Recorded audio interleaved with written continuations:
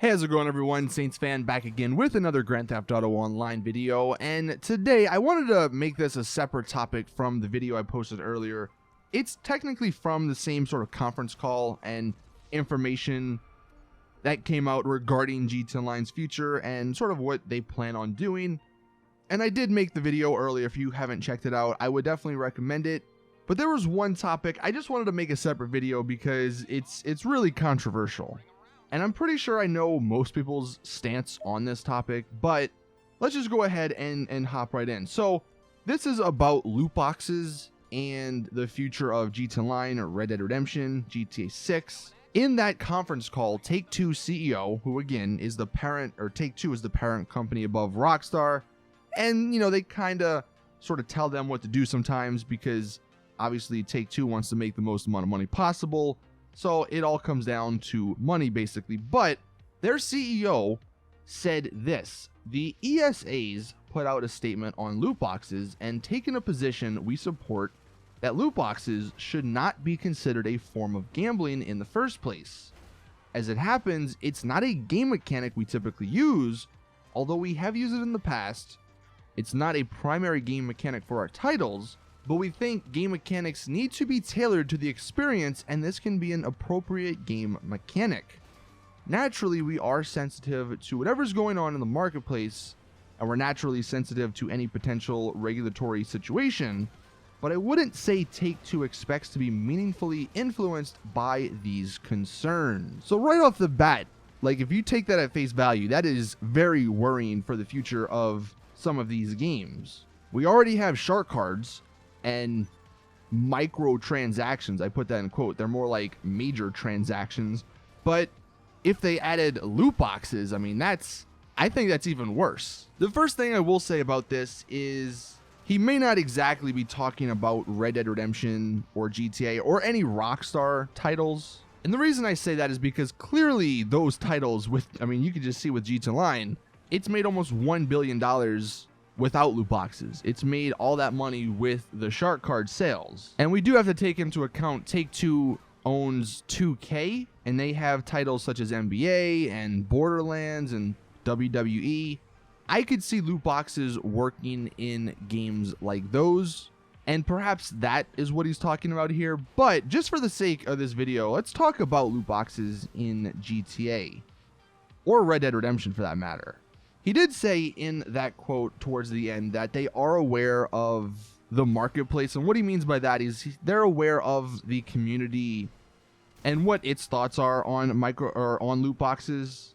The thing is, though, even though it seems like everyone on the internet they all hate loot boxes, nothing has gotten done because people continually use these loot boxes, which in turn makes these companies a bunch of money. And look, I'll be honest, I am one of those people. I even know it's a very, very bad game mechanic. In Rocket League, the game that I probably do this the most in, they have the crates and they have the keys and stuff. And because I do like the game and I want my car to look cool, I end up purchasing the crates. But every single time after I open them, I'm like, this is stupid. I'm literally just wasting my money.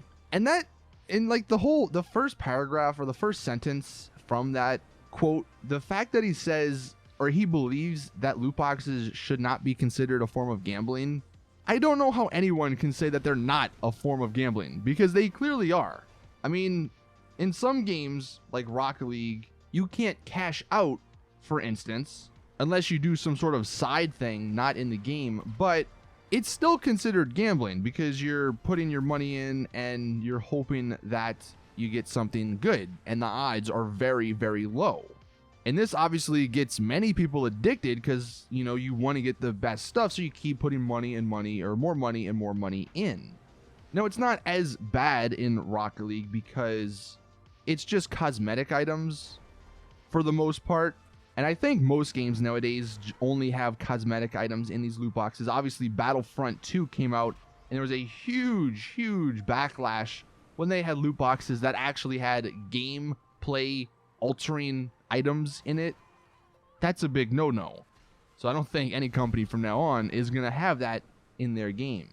And obviously, there's the people out there who defend the companies when they put these cosmetic only loot boxes in the game, yeah, it technically doesn't hurt the gameplay because, again, it's only cosmetics. It's not giving anyone an advantage, but it's still a really shitty system because they're, for the most part, they're preying on, people who get addicted to that sort of thing.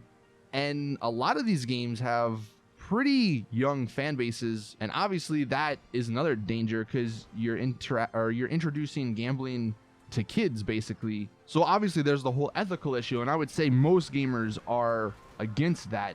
But tying this back to either GTA or Red Dead Redemption 2, if loot boxes were to pop up, I would believe the only thing that would be in them would be maybe like a unique outfit set, maybe some, cool weapon skins, and maybe like the exotic items would be some cool car liveries or car decals or something that have a lot of time and effort put into them. And for Red Dead Redemption 2, you could have something similar, different weapon skins, different outfits. Maybe you could get unique horses in these loot crates.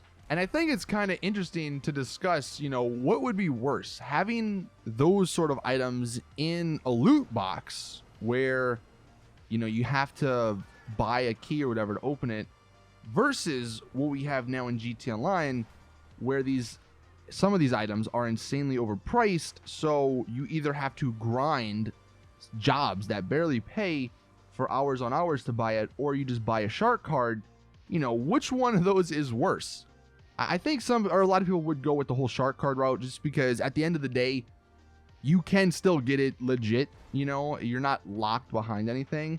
And that is why I don't think we're ever going to see loot boxes in Rockstar titles, because people are clearly okay with the shark card system. If not, they wouldn't have made over $500 million on it or with it.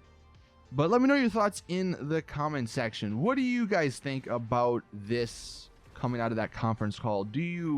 Are you worried about it? Do you think we're going to get loot boxes in GTA Online, GTA 6, or Red Dead 2? And, if we do, are you opposed to them? Like I said, there's always going to be the people out there who say, oh, it's just cosmetic. If you don't like it, just don't, or ignore it. And look, I get that argument, but it's just like, it's kind of hard to ignore some of these things because they put all the cool stuff in these loot boxes. So they really, really incentivize you to, to open them up. But anyway, that is it with this video. Thank you all for watching. Please drop it a like. And like I said, let's discuss this in the comment section, because it's definitely an interesting thing to talk about. But thank you all. Subscribe if you were new around here and want to be kept up to date on all the GTA Online content. But as always, I will see you guys in the next one.